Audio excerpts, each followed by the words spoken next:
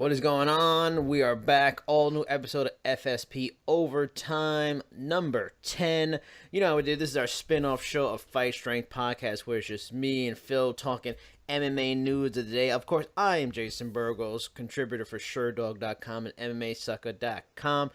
And with me, as always, is the overlord, guru, traveling, busiest man in strength and conditioning, and of course, just the best strength coach at American Top Team. I'm going to say it. I ain't got no problem saying it. Whatever. Anybody get mad, they're not going to get mad. But best coach at American Top Team, strength conditioning. Phil Daru. Phil, what is going on? What's up, man? I appreciate that. I'm all right, man. I'm sitting in my on my front porch, just watching like the trees and all this good stuff in Florida, man. That a lot of people don't really get. We get, it's not really barely any winters, no cold. If it gets cold, it's probably like 60 degrees, which isn't anything. So I'm good. I'm enjoying the weather. Just got done with American Top Team. Spent about I want to say 12 hours over there. So it's good to feel a little bit of sense of relaxation and sit back and talk to you about some upcoming fights and what happened in the past, and we'll get it going. I mean, be thankful that you have no winter. And that can be a complaint for somebody. But for me, living in New York, I am so over the winter. And because of the environment and it's all messed up, we have like 30 degrees and snow in April, when back in the day it was already starting to get warm. Then it's been 30 degrees this week. And then on Fridays, tomorrow and Saturday, it's going to be like near 80.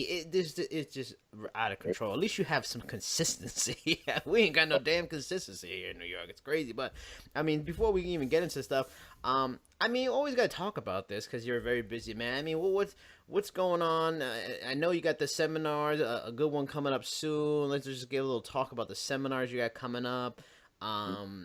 Even some recent medical testing work you've done recently. Just let the people know about some of the stuff you got coming on lately. Oh, man. Well, first thing, ebook's doing well. Sold for 80 copies so far. It's up to 80? Oh, nice. 80, yep. And, I think we're going to be doing big things with that. The ebook is getting a lot of good feedback. I'm getting a lot of good feedback from people, so that's a good thing. And at the end of the month, I will be going to, Burbank, California at Muscle Farm HQ. We'll be doing a engineering combat athlete seminar. Me, PJ Nestler, and Dan Gardner will be out there. It'll be April 28th.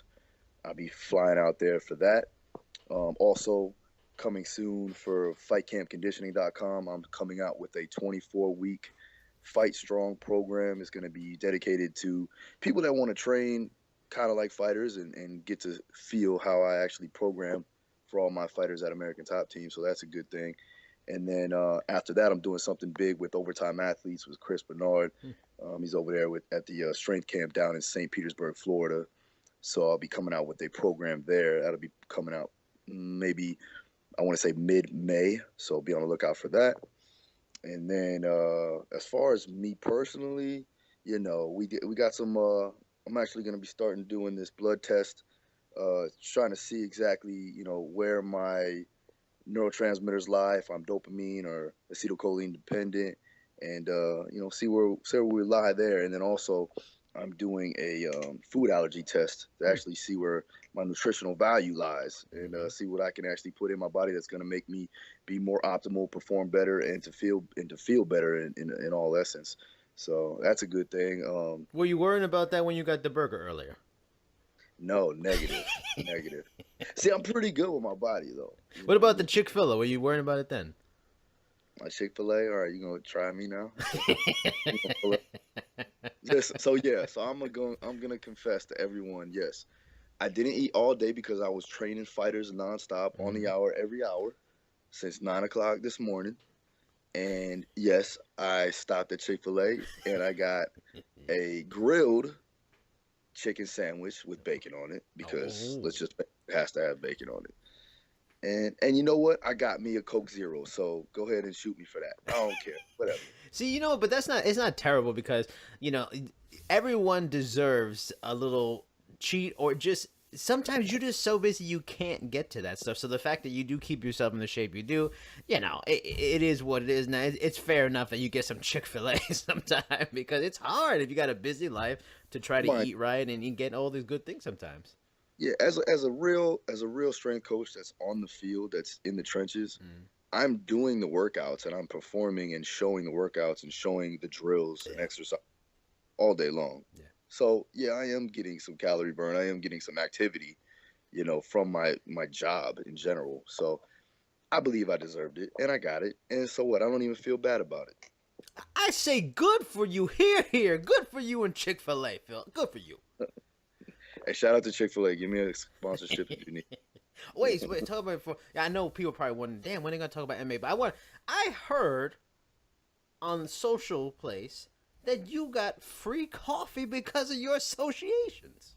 Yeah, it actually happened like 3 times. I'm not gonna lie. Nice. Yeah, it was cool. It was cool because it was free. It wasn't cool because they knew who I was. I could care less. But the good thing was I got it for free. And the shitty part was that I go to this spot every day, and they finally figured out that I'm Joanna's strength coach. So was it somebody that you see all the time, or was it like a new person that they knew who you were?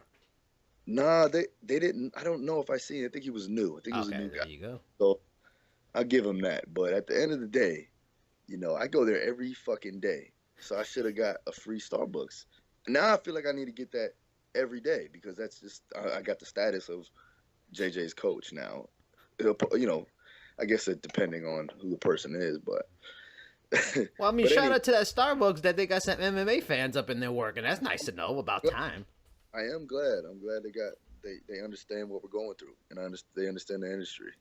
Well, I mean, perfect. Then I would have had to pay my $378 for this fucking Starbucks for this iced coffee with a shot of espresso. No, I gotta go with that. Dunkin' Donuts is much more affordable. I mean, perfect transition, JJ. Let's go right into it. Of course, last weekend was UFC 223. I mean, we're gonna just focus on the 2 main events, but I mean, just jump right into it. Phil Daru, strength and conditioning coach for Joanna and Jedrzejczyk. UFC 223. Joanna, thoughts? I honestly think that she did good, man. I was very happy with her performance. I was happy with, her level of conditioning. I was happy with her output. I was happy with her precision, her timing, her distance, measuring the distance way better than last time, obviously.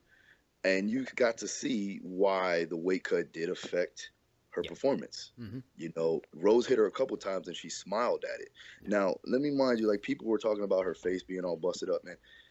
Some people, as far as from a facial structure or even just in general, people bruise a lot easier than others. Yeah. The scar tissue that builds up, things like that. So, yeah, she looked like she had taken a lot of damage, and no discredit to Rose. She did her thing. Again, she's definitely the better fighter right now, as opposed to, maybe later on. But, at the end of the day, you look at the scorecards, and we were up on all scorecards. So I don't know how that was a unanimous decision. Wait, up on the scorecards or the metrics, the stats? The stats. Okay, yeah. So, like, every punch count, significant shots landed. I mean, one takedown at the end of the round where she didn't improve position and then she didn't maintain position, and where Joanna finished with strikes working her way up to her feet. So that didn't make sense to me. At least it be a split decision for Rose, but not a unanimous decision. You know what I'm saying? Like, I don't understand that at all. I talked to her on Sunday. She said she felt great.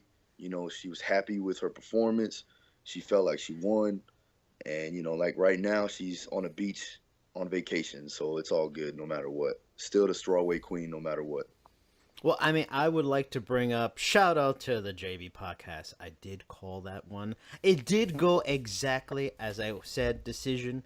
But I want to, first of all, before I even talk about that, massive props to you and to George Lockhart, because that was the one thing I was most impressed about. Her cardio and her energy level was fantastic throughout the fight.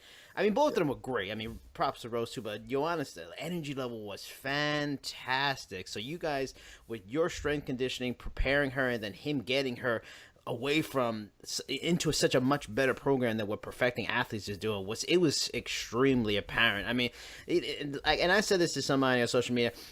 For me, I scored it 3-2, and I thought it could have been 4-1 Rose. I mean, I felt it was first round, second round Rose, third round, fourth round maybe Joanna, and the fifth round I think Rose got it. But I just judge it on if you look at how they score fight, and I even did a story about this on MMA Sucker years ago.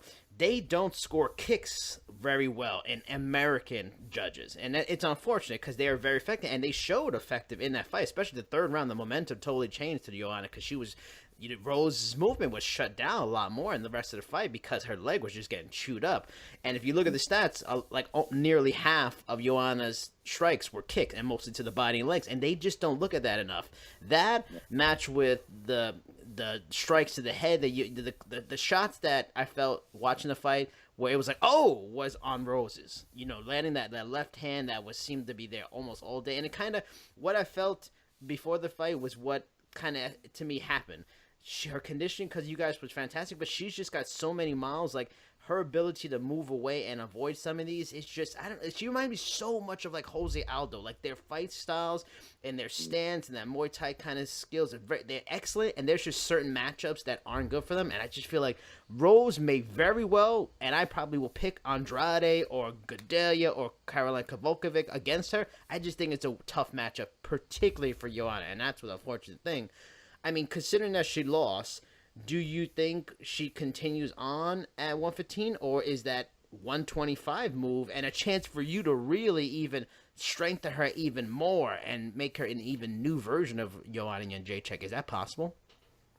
Well, we got to, reassess and talk to her about it. But, from what the coaches feel and what I feel, we're not thinking, we are knowing that I think 125 is the way to go. Mm-hmm. Now, with that being said, I think that also, if Andrade fights Rose, Andrade beats Rose. I think, yeah, I agree. I think she will. And I think at the end of the day, we can go back to 115 because we have George now. Yep. We know what we need to do. She knows what she needs to do. We can go back to 115, get our belt back, and then come back up to 125 and just handle business. I agree. And then maybe come back and reevaluate and get back those losses with Rose. But it's such a it's hard to say because it's all up to her. She runs the show when it comes to her camp. Yeah. When it comes to her future, that's her future. So whatever she wants to do, we're going to be about it. Obviously, we're going to go ahead and try to make sure that we make her understand the ramifications of what's going on and what we think is best. But at the end of the day, she's got to make the ultimate decision. Her, Dana White, all them. And once that happens, then we'll see. But personally, I believe that 125 is a good place to go. As of right now, why beat your body up when it's not a 5-round fight? Why bring your body all the way down to that position at 115 when you're not at a highest amount of stakes? You know what I'm saying? Yeah. I think once the stakes are higher, a possibility to get a title shot, then let's go back down to 115. But she's 30 years old. Let's try not to beat down the body as much as we possibly can, and try to preserve and do better with what we have, So she's a big girl, man. People don't understand that she does walk around at 138, but her bone structure is so thick, man. She has thick bones. She's thick-legged. She's tall. She's not a short girl by any means. You know what I'm saying? I would think she's like 5'6", 5'7", you know? But like I said, man, and she gets up to a comfortable 138 just walking around, and she's not fat by any means. Like, she doesn't get chubby. It's just sucking her body down, draining all the intracellular fluids and then draining the fucking, some muscle and getting rid of obviously no fat. So no fat on her, I mean. So, I mean, yeah, we'll see. But I think that's the better idea is to go to 125, and let's see what we can do from up there. But yeah, we'll see. I mean, I agree completely with you. I mean, I hope it's what she does. I mean, it's, why continue drain yourself like this as you get older. It just gets harder. I'm sure even with the help of George Lockhart and you. But I think it'll even be better for the UFC because of them forming this division. I mean, it's 115 is pretty set. They got some good names at the top. I mean, they really could use the influx of superstar talent like Joanna. And that's the thing. She lost to Rose, but she's not done. She's still extremely talented. That's just a weird matchup. And I think you nailed it. If Andrade somehow fought Rose and beat her, she couldn't go back down and beat her. So I think they would behoove them to get her 125 because, I mean, she could definitely she might even be the favorite against the current champion, and the chance to maybe do almost a super fight of Shevchenko versus Joanna. I mean, who wouldn't want to see that? That'd be outstanding. I mean, moving on from Joanna to Khabib Nurmagomedov. He wins. He fights Iaquinta. He's now the interim, or I guess no, he's the official champion, and somebody else is going to have to fight for it or whatever. Who knows? All these labels they have on this title. But I wanted to bring up a weird thing, and this boggled my mind. It was like from the fourth round, maybe the third round on, Joe Rogan was very odd in that I've never seen a performance as dominant as Khabib's, and an analyst talk so negatively about it. Like this guy Khabib, who's in there with a very good striker, Iaquinta, he's landing jabs, he's controlling the fight, he's not in danger so much, and he's complaining about, his hands are down, or, if he fought Conor, this would be difficult. All this stuff instead of just focusing on, man, this guy's been dominant. I guess that's the standard Khabib has set. But because of this, Javier Mendez recently had a quote on the MMA Hour with Ari Hawani. I wanted to read it real quick, talking about what Joe Rogan said. He said, I saw the fight last night with Joe Rogan, and he totally didn't understand what the hell's going on, because he totally based that thing completely wrong. He exposed Khabib. There's a lot of holes in his game. There's no holes in his game. He's never been a stand-up guy, yet he's gotten better. And if you don't acknowledge how much better he's gotten compared to the last time, then you're not really doing your research. Because he switched southpaw on this guy. He even did a goddamn back kick, for God's sakes. He continues on saying, he's improving all the time, and you need to not acknowledge that. Don't act like he got these holes in his game. Jesus Christ, do you think he's going to fight Nate Diaz? We're going to stand with Nate Diaz? Do you think we have a chance standing against Nate Diaz? Do you think I don't think that? For God's sakes, no way in hell are we going to fight with Conor McGregor stand up too. Everybody's got a different game plan, and if you don't change the game plan according to what's going on, you're going to get checkmated. I love these quotes from Javier Mendez. I love the fact that he said, "Look, if we fight Nate Diaz, we're not going to stand up with him." Like, I love they saying that. It's like, well, we don't know, we'll see. Trying to be very vague with it. I mean, your thoughts overall, firstly, on Khabib's general performance against Iaquinta, because that was a tough thing. A lot of people are not giving Iaquinta enough respect, and he's going to be a rocky opportunity. He's the underdog. We'll see. Iaquinta is a very good young fighter. He's still got upside, so to beat him decisively for 5 rounds is impressive. But Khabib's overall performance and your thoughts on Joe Rogan saying he may have been exposed in his standing.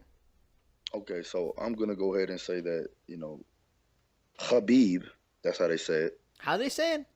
Khabib. See, that's so weird, because I used to say Khabib, but then the broadcast announcer started saying Khabib. Now everybody's saying Khabib. So should it be Habib or Khabib? It's an H, so you gotta say. Yeah, that's what I thought. All right, I'm going to go back to Habib. Dagestanians would be Khabib, but okay. At the same time, he dominated that fight. He had to do what he had to do to win, and I think keeping him at bay, and then they were looking for that overhand, because that overhand puts people to sleep. Yeah. So, you got to make sure that that's not connecting. So at the same time, he's being very cautious. He didn't prepare for Iaquinta, so that's another issue. Mm-hmm. Yep. Even though he was getting prepared for a 5-round fight, he didn't prepare for that type of fight, or with that type of fighter. And Iaquinta did his thing. He came out and fucking put it all on the line. Much respect to him, And then I think that he just basically he solved the puzzle that he needed to, and got the points he needed to win. I don't see any problems in what he did. Yeah, because, and I'm gonna tell you, and this kind of goes into what Joe was talking about. Like, he's been so dominant for so many years, and he's never been hurt. We never really seen him down on the scorecards, and never seen him fucking even rocked. Yeah. You don't even get taken down. I don't even know if that's ever happened. Mm-hmm. And he's never lost. So you nitpick little things that wouldn't necessarily be a big issue for some, but since he's quote unquote the best fighter in the world, you start to you try to see little things. It's like watching. It's like you see a beautiful female, right, walking down the street, but you always got that one dude that's gonna point out a flaw, no matter what it is. Yes. You know what I'm saying? So at the same time, that's basically what Joe's doing. He's like nitpicking and trying to find out because nobody's perfect. Yeah, yeah. What is false? What can be, what can be quote unquote exposed, and at the same time, you gotta. It doesn't matter where it's exposed. The fighter that's fighting that guy has to try to, capitalize on that. And if he can't capitalize on it, then it don't fucking matter. Yep. You know what I'm saying? He can drop his hands, hold his chin up high. Yeah, but you're not stopping that double, and you're not stopping that ground and pound that beat you to death and has him telling you to stop because he's supposed to win this fight. You know what I'm saying? So, yeah, I mean, that's my thoughts on it. I get it. I get it from all angles. I get it from Joe's perspective. I get it from Javier Mendez's perspective. And obviously, Khabib just going to go ahead and keep on winning. I don't see him losing anytime soon. But this is MMA. It's a fight game, and people do eventually lose. We've seen that with everyone. Yeah. So, except for John Jones, but he lost in a couple other ways. I mean, I guess it surprised me in a lot of ways from Rogan because, no doubt, best color analyst in MMA history. The guy's smart. He trains, on his own personal time. He understands sport. It was just surprising for me because, and this has been a complaint about the announce crew in general for the UFC for a long time. They have weird favoritisms in weird ways at weird times because I've never seen. You can make a point here and there, like, oh, I don't like how his head's up, and he's done that. He went in about it for like 2 rounds, and I never saw him do that about Ronda Rousey. I never saw him do that about Brock Lesnar, and both of them had clear striking deficiencies, and him looking so hard for it. And also, even like when Iaquinta started stopping Khabib's shots late in the fight, he was like, oh, wait a minute. It's like, okay, yeah, he's stopping his shot, but fine, Khabib's still winning on the feet. And the weird thing is, like, oh, he made it almost seem like, oh, well, maybe people are seeing the ways to beat him. I'll make this point. Everybody knows Georges St. Pierre is the best MMA wrestler there's ever been. He's taken down everybody. If you look at the fight with Nick Diaz stopped his shot a lot in that fight. Is anybody saying Nick Diaz is the best defensive wrestler? No, everybody probably would have figured Nick Diaz would be on his back like a turtle all the fight, on the entire fight. Sometimes matchups just work out that way. Sometimes a fight works out that way. This guy went out and came from 4 years off and took Michael Bisping down. Michael Bisping's a bigger man and got good defensive wrestling.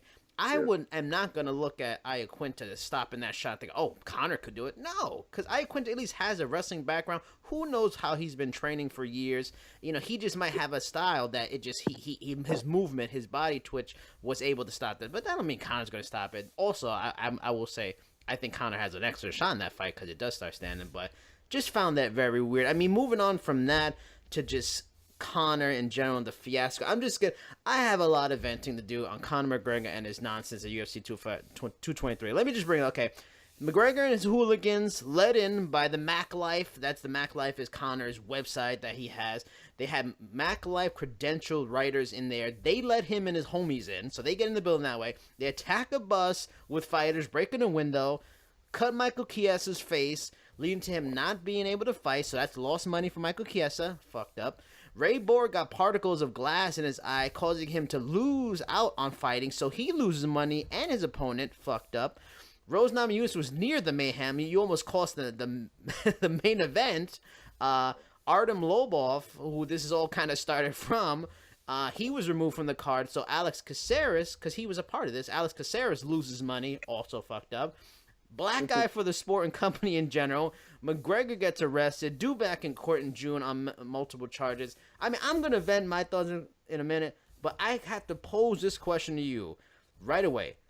Why the fuck McGregor is not fired? Why is this man not fired right now, Phil? How does he still have a job? I'm going to keep going back to it, man. It's entertainment. Yeah. It's a business. And he makes the most money in that business. Yep. He makes the most money for them. Yeah. So, it's a bad business choice to fire your best asset at the point of the matter, no matter what he does. As long as they're not getting sued for his antics, he's getting sued for his antics, so it doesn't really matter. As a matter of fact, some of the UFC guys are actually going to sue him. So Yeah. fuck it. Um, Getting back to this whole situation, the real reason why Artem didn't retaliate or didn't react or say anything back to Khabib in that confrontation they had in the hallway while they was cutting weight, and Khabib slapped him in the back of the neck, because I guess not too long ago, him and his boy, they were both in Dagestan, and they went to a fight night card, and he was with the boy. Afterwards, they went to a club. Some Dagestanians, confronted him and his boy, and they were like, I guess his boy's a fighter in Dagestan. It's a big name fighter for them. And he was like, nah, it's cool, man. He's all right. They went up to him and was like, talking about Conor and what the fuck, like, why Conor's ducking Khabib and this and that. And he was like, he ain't ducking him, whatever the case. They got into a little altercation. It got split up. Then ended up, a week later, his boy got pretty much beat down by these like 4 Dagestanians, and then hit him with a rubber pellet gun or a rubber gun, which basically is similar to a gun. It just hits you with rubber. So it fucking hurts. You know what I'm saying? And they literally beat the shit out of this guy, and he's a tough Dagestanian MMA fighter. Yeah. They beat the shit out of him, So Artem knew what the deal was. So he knew that wasn't a good look, for him to even say that he said that about Khabib. So when he fast forwarded, Khabib, he was talking, or Lobov was talking to a reporter in Russian and saying that Khabib had no heart, that Conor was a better fighter, was a real fighter, that, Conor never pulled out of fights. He's pulled out of many cards, even when Russians would come see him, this and that. So basically he said he had no heart, he was a pussy. So that's the whole thing that stemmed from that. So when Conor seen that, he basically, he manned up. He got all his boys together, put in his private jet, came down, and handled it in not a way that I would be like, I would respect it. I would say that he definitely handled it wrong, but I can understand why he retaliated, because that's his boy. He was being loyal to his friend. Yeah. Now, is there other ways to do that? Yeah. Have him go there. You can get in his face. Yes, this is a sport where people fight each other. You can get in his face, literally. But don't throw a dolly at a fucking bus window, bro. Yeah. You don't know who's in that bus. Yep. Mike Brown told me he was in the bus. He was in that bus that Khabib was in. Really? And he was like, oh shit, I'm on the wrong bus. And he went out, and as they were walking out, that's when Conor and all of them came through. It's like he literally missed all of that shit. Oh, wow. Like walking past them, and they thought it was like a terrorist attack. And they were like, what the hell, That's how loud and that's how crazy it was. If you actually thought it was like a terrorist attack, you know what I'm saying? So I get it. I get what he did. He mounted up. He mounted up his boys, got on a private jet. I don't know, most people can't do that. So, props to him. Yeah, gangsters don't have private jets. Yeah, well, some do. Yeah, well, yeah, it's true. But they don't become gangsters. I mean, I completely understand what you're saying. It's a fair point if you're still in the streets, still living life. But bro, you're a professional athlete. You're one of the most famous athletes, the most famous MMA fighter in the world. But one of the most, Not only that though, he's a professional athlete. We know that he's the most famous athlete, but he's also a father. Yes, this dude's come on. You gotta grow up a little bit, bro. I understand it, man. I understand it, But he's my age, so we are exactly the same age. I have a family. He has a family. He's a millionaire. I'm not so much a millionaire, but but at the same time, there's morals. And you have responsibilities, so. And if you have like a dumb posse of goofballs that are willing to do whatever you want, tell one of those idiots to go attack somebody. You don't do it yourself. Like that's just the. Well, that's the issue there, man. Like when you become a boss, maybe you could do that. But he wanted to handle it himself, and obviously he had to have his boys and his goons come with him. But as like I said, bro, it's the fight game. It's the fight business. Go ahead, have them sign a dotted line. Yeah. Y'all can make money doing this shit. I mean, Right now, you gotta pay money. You know what I'm saying? yep. I mean, and what you said about why they won't fire him is probably completely correct. I completely agree with you. The only thing I wonder is when does the UFC stop sacrificing their ethics as a business, as a brand, and not bend over for this guy? Because I know that, I mean, and a friend of mine brought this up. Look what happened to Colin Kaepernick for not wanting to stand for the Pledge of Allegiance. This man is blackballed from NFL. They don't want anything bad to happen to their brand. But that's the unfortunate thing about like boxing, even WWE wrestling and MMA. Like they don't care about, like, at some points, like, we need to stand above this. Another perfect example, Paul Daly. Paul Daly stupidly punches Josh Koscheck in the minutes after the fight. I can almost chalk that up to the adrenaline of the fight ending, frustration. Still not cool. Get fired, totally understandable. He was fired hours after that happened. This dude's going nowhere. He's probably going to be in the main event, maybe fighting Floyd Mayweather in a couple of months, making a whole bunch of money. Like, when do you show some guts, some balls, and say enough is enough? You know what?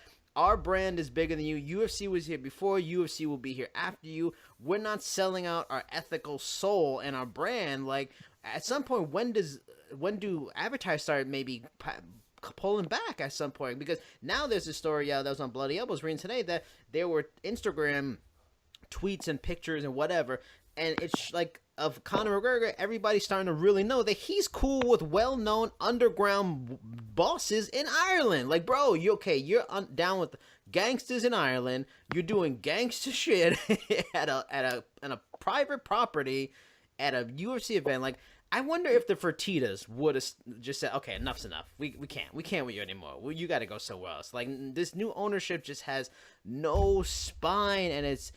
I talked about a friend, like, the way they handle stuff, like, titles aren't the same as they used to be. The value's not the same. Merit-based opportunities aren't the same. Conor McGregor gets bent over. They bend over back for him. It's just, to me, like, the brand, I'm losing respect for UFC in a way. It's still the ultimate. It's still the top brand. But this kind of stuff makes me go, damn, man, we were on our way to NFL level respect, and now it's just going back to boxing.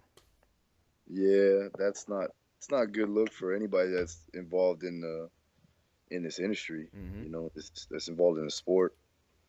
Hopefully they get it together, because UFC does hold the key to everything. Yes. All the even regional scenes, even down to the amateur shows, they all develop through the UFC. So, yeah, they got to get the shit together, I guess. All right, now let's move on to positivity and talk about a positive guy, former guest on the show, very good guy, and that's Dustin Poirier. Dustin Poirier's fighting Justin Gaethje this weekend. Big fight. Likely, if for Dustin at least, not so much for Gaethje, but Dustin gets this win. I mean, he's really in the conversation for a title shot. He's fully earned it. He might get shafted if Conor feels like coming back, and that's unfortunate. And then plus the whole fall off. That's why I feel bad for Dustin too, because of Tony and Khabib not fighting. Now another contender is in the way. Because at least if Conor doesn't come back, Poirier would have been next in line. But now that Tony Ferguson has to get a shot, I mean, he deserves it. He was the champion. The fact that he was stripped again, this is the dumb thing again about UFC. Tony Ferguson gets stripped of his title. I understand why they're trying to do it. They're trying to put value in the title for the main event. He gets stripped of his title for slipping at a UFC official press event and hurts his knee. He loses his title. Makes no sense. But Conor McGregor throws a dolly at a truck for the fight. Then nothing happens to him. Anyway, Dustin Poirier versus Justin Gaethje. I mean, how are you feeling about this fight? Everything's prepared. We're days away. Is Justin Gaethje in for a long night? A very long night or a short night, depending. Oh. It really depends, man. You know that chin don't heal up that quickly. So, and he definitely got knocked out his last fight. And let me tell you something, Dustin hits harder than Eddie. So we're gonna find out. And Dustin's more accurate with his punches, more precise. He's one of the best boxers in the gym. He's one of the best fighters in the gym. And I'm not just saying that because I'm being biased. I'm saying that because I see it. I see it every day, bro. You know, and it's like, at this point in time, he's so intelligent with what he needs to do, and he's understanding it from just a wide spectrum globally, you know, from start to finish of camp. And even inside camp, we understand what we need to do for longevity, but also, you know, increasing performance as we go further, you know. So I believe that without a doubt, we're gonna win this fight. It's just when are we gonna pull the trigger and either knock Gaethje out, or we just may, carry it on to the later rounds and win the decision. The only thing that I see happening is if, Gaethje just unloads maybe, an overhand or something like that and catches DP, just right on the chin. But other than that, I think we're good. I think we're in for a good night. Yeah, in an interview Dustin had a great point. And the question was his opinion on Gaethje's long-term outlook fighting like this. And I think it comes from a great person too, because Dustin has, he can have that mad dog in there kind of fight style, in your face. He's so tough. He's willing to trade, but you just said it perfect. He's growing, he's maturing, he's getting better. So this is a perfect person to talk to about, because he's been at this level. He has matured. He said it's not sustainable. And I said that when he was with World Series of Fighting. I'm good friends with Mike Brown, who's also an MMA mastermind. He understands fighting and understands styles and matchup. And I told him that before, that this guy is going to have to switch his fighting style, or he's going to have a short career. He's going to have a bunch of fun paydays and a bunch of memorable fights, but it's not going to last. Once it starts going downhill, it's going to go down fast for him, fighting like that. Of course, he's going to catch guys here and there, win some bonuses, and like I said, have some great fights that people are going to remember. And it seems like that's what he's fighting for. He loves that, and that's awesome. But I want to be a world champion, man, and I want to be a byproduct of me fighting at my best. I'm not going out there looking to see who's willing to lose more blood, because I'll die out there. I know I would. But I don't want that. I want to go in there and have a smooth fight and show my skills. I mean, excellent point. I mean, showing the growth of this guy. And I even asked Dustin when he was on the show about, like, CTE and how that is becoming, the information is out there. And, he's been in so many tough fights, and you wonder about that. And a guy like Justin Gaethje, I mean, he's setting himself up for a bad life fighting like this. Like, he has to think, I'm a young man, I can take it, but what am I going to be when I'm 40? And I think Dustin's points are excellent. I mean, you've had your difficulties with concussions from the football, early MMA. I mean, what do you think about Justin Gaethje's style? Yeah, it's fun, but geez, it's not a long-term smart idea. It's not a smart idea at all. He's already really I'm seeing signs right now. Yeah. Of some complications, like as far as him slurring his words, Mm-hmm. The droopiness in his face. Yep. That could be obviously scar tissue, but also just you lose a lot of a lot of muscle activation, and your face actually starts to droop. So that's early signs of some sort of brain damage or even CTE. But yeah, I don't think it's a smart idea. We limit Dustin's sparring because of that. We know that he can take a shot. We know he can give a shot for sure. And it's just not sustainable. Like you said, it sounds just like him when he would talk. Because I mean, it's what we talk about on a daily basis. It's not about training maximally. It's not about training minimally. It's about training optimally, and training smart. And smart training is hard training. If you do it the right way. So it doesn't. And then when you get to the fight, I mean, your fight, you shouldn't take any damage. Like, that's the point of a fight. That's like just sport. It's not I give one to take one and vice versa. It's more of eluding and making sure that you make your opponent miss and you don't miss. And that's how you win a fight. You know what I'm saying? Like, I get on if you're in a street fight, and you get punched 50,000 times, and the other guy punched the other guy 50,000 times. Well, you both got your ass whooped. Nobody won that shit. Yeah. You can't go brag about you winning a fight if you got beat down just the same. I made it through. Now I'm cool with, like, saying you got heart, and sometimes you just get outworked, and you come back and you win, which is cool. But don't look to get hit. Like, what kind of dumb shit is that? Yeah. Like, there's a reason why Floyd was in the game so long. Mm-hmm. He got hit, and he's still fine. You know what I'm saying? But then you got guys that aren't so lucky. You know what I mean? So. Yeah, I mean, I fear for what's going to come out in, like, the next 5 to 10 years about some of these guys that were in, like, the early 2000s, mid 2000s, fighters like Chris Lieben or, Diego Sanchez or Sakuraba that were willing to take a lot of shots, and it was almost part of their game. They were willing to take some to give some, and now that we know the information that's out there, I worry about them. I fear for those, headlines of negative stuff and what the effect it's going to have on those men and their lives and their families and the sport itself. But I mean, that's another conversation for another day. Moving on, I like this conversation. It's fun. We're going to have another Dr. Corey Peacock versus Phil Daru matchup at UFC Fight Night Chile with Santiago Ponzinibbio versus Kamara Usman. I think that's a fantastic fight. Two of the best rising on fire stars in that division. The man who wins this really is going to get themselves really into contendership, really push themselves at the top of the levels. They're both super talented, both trained by brilliant strength and conditioning coaches. I know you don't want to talk bad about your boy's boy, but what do you think about Ponzinibbio going to this fight since you train him? No, Pon's got a very good shot, man. He just got to make sure that he maintains his distance. He pops that jab out there and uses his boxing, and maybe a little bit of leg kicks here and there. Usman is a very strong grappler. His stand-ups come a long ways, and obviously Corey working with him, he's going to have good conditioning, So all we got to do is make sure that we play to our games and not play into his. Obviously we got the best grapplers in the world shooting in on him. You know what I'm saying? So it's not nothing new for us. We got the best grapplers in the business come in and out of American Top Team on a daily basis to give us looks. So we're getting that. I think that the most important thing is, like I said, just maintaining his distance and popping that jab out there, using his speed and his accuracy. We're gonna have Nick work with him for the cognitive conditioning and make sure that he's still on point with that. And just try to get this title shot. I think it's gonna be pretty interesting when if Kobe wins. Mm-hmm. Pons get another shot if they have to fight each other or whoever. At the end of the day, Tyron holds the belt. Yeah.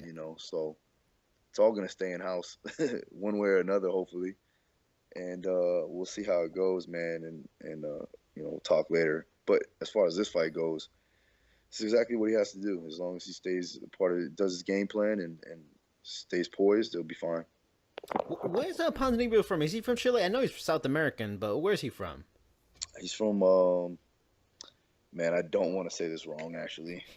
So I'm gonna go ahead and not say. I think it may be Argentina.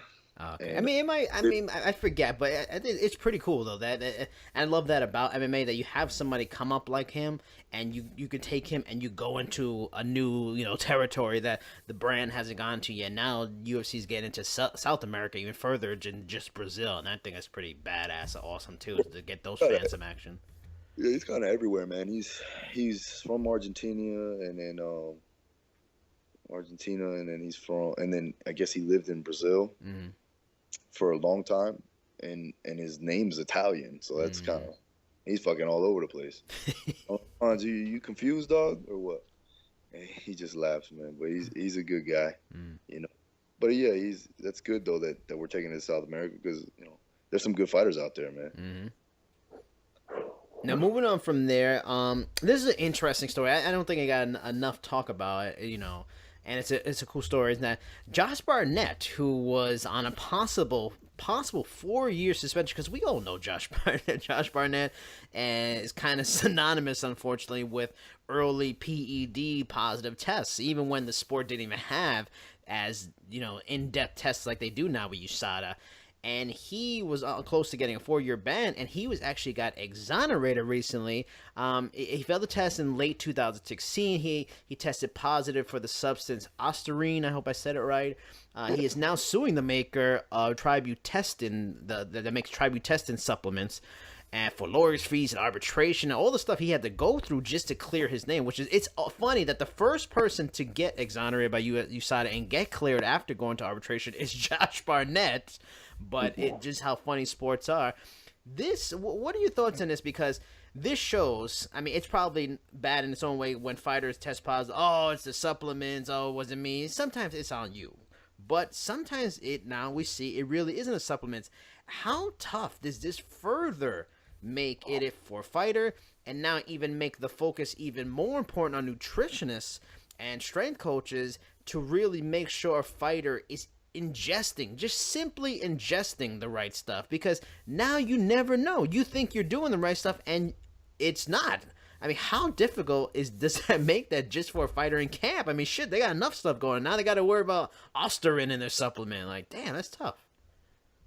Yeah, I mean, that's why all the fighters now, they're pretty diligent with what they take in. They understand what they need, and it all has to be third party tested.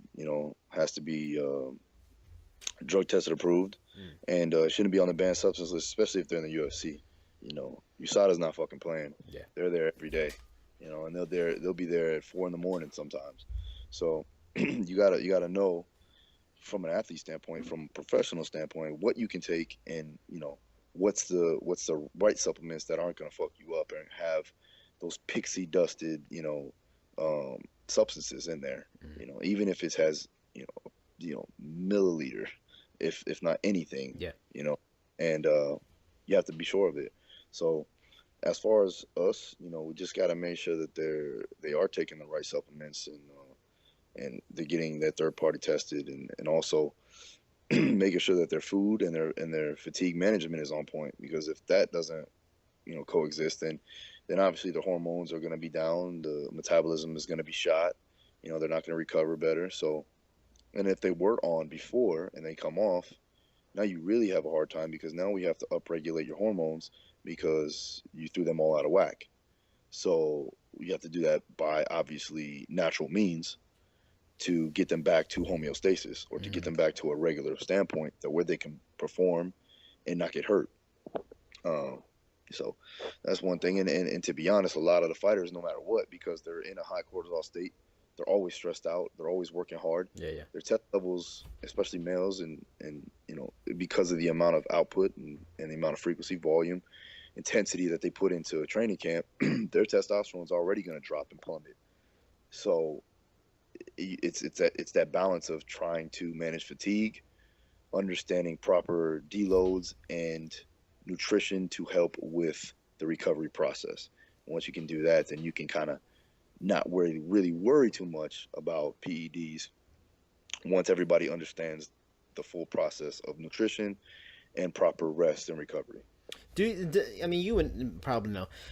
Does the UFC give fighters like a large list of, okay, these supplements are good, or do fighters and trainers have to either be knowledgeable on a lot of them, or if they're unsure, they have to call? Like, is there a list that at least a guy can go to? Oh, okay, that's good, or is they have to do a little bit more work to be extra sure? Yeah, the head of USADA, they have it on their website. So like, okay, all UFC fighters has a banned substance list that they can check. They can go on there and check and see what they can and what they cannot take. So yeah, it's there for them. Well, even supplements, though, they have a bunch of supplement companies and their products that a person go, okay, this is on the list. Yeah. It's okay to eat. Yeah, they do have supplements that are actually, approved by USADA. So that's another thing that they use. All right, cool. I mean, moving on to that, since we talked a little bit about people getting gangsta and ass whoopings in the street, we're going to have this legally now, which fascinates me. I was glad I found this story. We'll bring it up for anybody that doesn't know it. There's a company now called the Bare Knuckle Fighting Championships, and they will hold an event June 2nd in Cheyenne, Wyoming. Wyoming recently passed rules that sanction bare knuckle fighting in the state. It'll be the first government-sanctioned bare knuckle event in the U.S. in 131 years. Now, fighters will not wear gloves, will only have hand wraps that end 1 inch from the knuckles. Bare knuckle heavyweight champion Bobby Gunn, former UFC champion Rico Rodriguez, UFC Bellator vet Joe Riggs, former kickboxer Maurice Jackson, Eric Prindle, and even DJ Linderman and Johnny Bedford will take part in it. It's going to be $29.99 on pay-per-view. I mean, this is bugged out to me, considering the black eye that the UFC recently got because of Conor, and the things they've had to fight for legitimacy and being taken respect, and all the legalization and getting all this hard work to just get legalized with rules within a state athletic commission. Boom! Now we got Bare Knuckle Championship fighting. I mean, it's bugged out. I mean, Phil, like, what are your thoughts that this is even possible? Do you want to watch? Hey man, I always like to watch a fight. So I mean, I'm I know cool. you've had your own little history of bare knuckle fighting. I mean, would you like to inform the listeners a little bit? Oh, we're gonna take it back there, huh? Yeah, we're gonna take it back. When you're young and you're a high school kid trying to make some money, sometimes that happens. And when I was a bigger kid playing football, high school football, quote unquote, I'm a superstar. I was a superstar in high school. Yes, I was. No, but I mean, a lot of people, look to grab me into fights. So I ended up making some money out of it. And let me tell you something, man. A lot of those guys, a lot of good guys come out of bare knuckle fights, man. Yeah. Look at Masvidal. Look, yeah. I mean, even Caceres. People don't know. Caceres was in the backyards too. Nice. That's where he got his nickname, Bruce Leroy. So he's back there in Miami, fighting for some money. How much can a high school Phil Daru make in a bare knuckle fight? I'm curious. Oh, it depends, man. It really depends. I mean, sometimes it was $500. Sometimes it was 2,000. Wow. So this was straight up like Phil Daru was Jean-Claude Van Damme as Lionheart. Oh shit! I wouldn't call it that. I wasn't doing splits or nothing like that before the fight. Nah, man, I was really green. I had a little bit of I have Kempo karate background, and then I had a little bit of boxing. But I was real green, man, throwing wild overhands and I mean, good head movement and good footwork, but nothing really polished. So it was like either knock somebody out or get knocked out, And luckily, I never got knocked out, so we're doing good.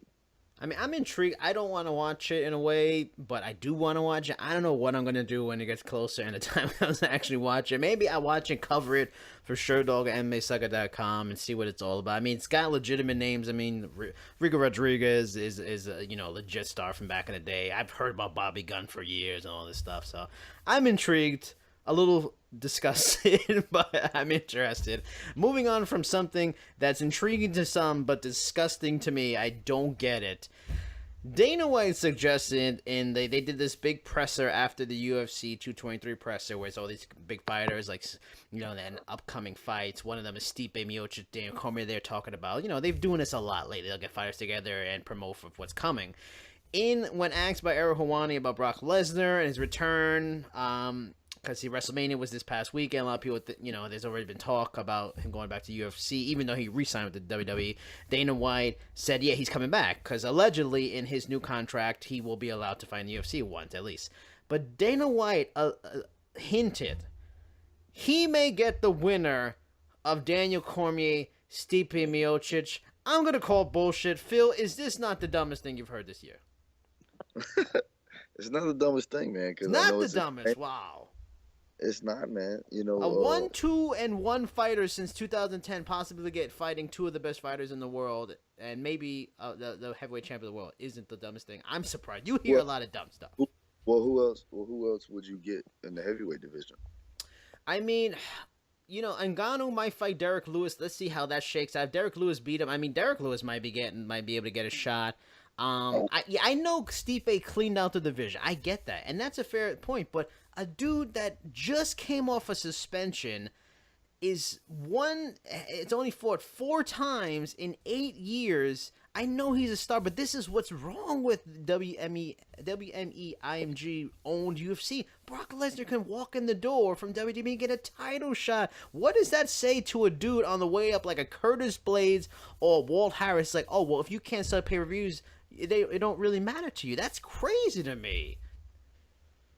Well, you said my boy Walt, so I'll give you that. Yeah. I knew that'd get to you right there. Knew it. But they haven't, and Walt, even, me even talking about Walt, it hasn't been enough right now. Yeah. It hasn't been enough wins. He's not, all these guys. What about Volkov? Volkov, I think, is a legit guy now that he beat, who did he beat in his last fight? That was a big fight. I know what you're talking about. Yeah, I mean, a few months ago nobody thought about it, but I think he's as legit as anybody. You know, that monster, a former Bellator heavyweight champion. I think he's got as much resume. Not Brock Lesnar, and I like Brock Lesnar. He was part of the reason I got into the sport, and even I don't like this. Yeah. Well, it's like this, man. It's like if Brock Lesnar comes over for the heavyweight title, yeah, you know how many fucking tickets they're gonna sell, how much youth gonna buy, you know, they're gonna sell, and it's gonna be another, you know, even though Brock's probably gonna get smashed, you know, but it's still gonna sell tickets. They're still gonna make money, and at the end of the day, it's all about making money. Yeah, I agree. I completely agree. It's stunning to me. It just gives me a headache. But either way, we'll probably all watch, unfortunately, because we're all shills for this business and love it too much. I mean, that is it for all our topics this week. I mean, I want to give a quick shout out. I have a new piece up on MMAsucker.com. Like it or not, MMA and professional wrestling are bosom buddies. It's my in-depth look, perfectly timed, because we're talking about Brock Lesnar, about how MMA and professional wrestling are very closely linked. All I have to say is Sakuraba, Shinsuke Nakamura, Ken Shamrock, Bobby Lashley, they all have connections to both sports, and that's what's bugged out in this crazy world. Phil, as always, ending the show, give them your social and let them know where to find you. Cool. Yeah, you can check me out on Instagram at Daru Strong, Twitter at Daru Strong, and my YouTube is Phil Daru. Check that out. I'm putting out new videos almost every other day, so get me there. And then also be on the lookout, man, for that 24-week program, Fight Strong, for fightcampconditioning.com, coming soon. And if you're out in California, man, come check me out. Burbank, California, April 28th. Let's do it. And it's at the Muscle Farm gym, right? Yeah, Muscle Farm HQ will be out there. And then I'm also, for everybody in Florida, you know, because everybody's been asking, obviously. I'm just kidding, man. I sound like a real arrogant asshole, right? I promise you I'm not. I promise you I'm not. But no, due to popular demand, a lot of my guys, a lot of my fighters, and a lot of strength coaches down here actually been wanting me to do a seminar at my private facility. So it's coming down. It's going to go down. We're going to do it on May 14th. Actually, my bad. It's going to be May 19th. It'll be the weekend after Mo's fight because I have to go to San Jose. Okay. Or to do May 19th. And to be at my private facility in Stuart, Florida. So if you're in Florida, man, if you want to come check it out, I'll be doing a pretty much like a 6 to 7 hour seminar with a practical there and a Q&A, and you know, we'll have some fun. So what would be the best way for people to contact you? Via like Instagram and a DM, or your email, or if they want to take part? Instagram DM is always easy to find me, or you can just email me, phil@darustrong.com. You can go on my website, darustrong.com. Also, if you want to check out any of my templates, any of those ebooks, especially the new one that we have, weight cut, systematic strategies. And man, that's it, man. I got all my videos and things like that up there too as well. So check me out. Holler. I do like how you said, well, I don't want to sound like an arrogant asshole or anything, but by popular demand, it was asked. By popular demand. Because, man, I'm telling you, man, people are like, when are you going to come to Florida? When you come to Florida? Okay, well, here's your chance. I'm in Florida now. Come holler at me, you know? Why do you say when you're going to come to Florida? You're already in Florida. Well, I know, right? Like, I'm not fucking living here. That's what they tell me, man. I'm like, all right. Meanwhile, I would love it. I would feel very humbled and gracious if you guys would come check it out, you know, ask questions. We'll chop it up. Make sure that you get as much content out of it as possible. I'd love to have anybody out there that's willing to progress and learn and talk shop and actually maybe even, you know, like teach me some things too. So it's cool. And calling out all strength coaches, all, you know, combat sport enthusiasts, all physical therapists. Anybody wants to come learn about combat sports performance, come on out in Florida, or you can check me out in California. I mean, for me, you always find me on Instagram, Jericho Vendetta, on Twitter, Cheap Seats Chat. Of course, Fight Strength Podcast Facebook page. We're going to try to start doing, we did it last time with Tony Ricci talking about the ebook. We'll try to get out some more live videos. I'm working on it, try to get some more video stuff, some live streaming stuff. We'll promote it in advance when we do it. Of course, on Twitter, @FightStrength_. Remember, you can find all of our previous episodes on Spotify, SoundCloud, iTunes, iHeartRadio, Google Play Music, Player FM. Give us a listen, give us a share, give us some comments, give us some ratings, let us know what you think. If you're ever interested in sponsorships on the Fight Strength Podcast, contact us at fightstrengthpodcast@gmail.com. And also, of course, as Phil mentioned earlier in the show, look for the Weight Cut Systematic Strategies book, authored by Phil Drew and Tony Ricci, which you can find on Phil's website, darustrong.com. It's already out there by popular demand, you know what I'm saying? And that is it for this week. FSP 10. I am Jason Burgos. He's Phil Drew. Bye-bye.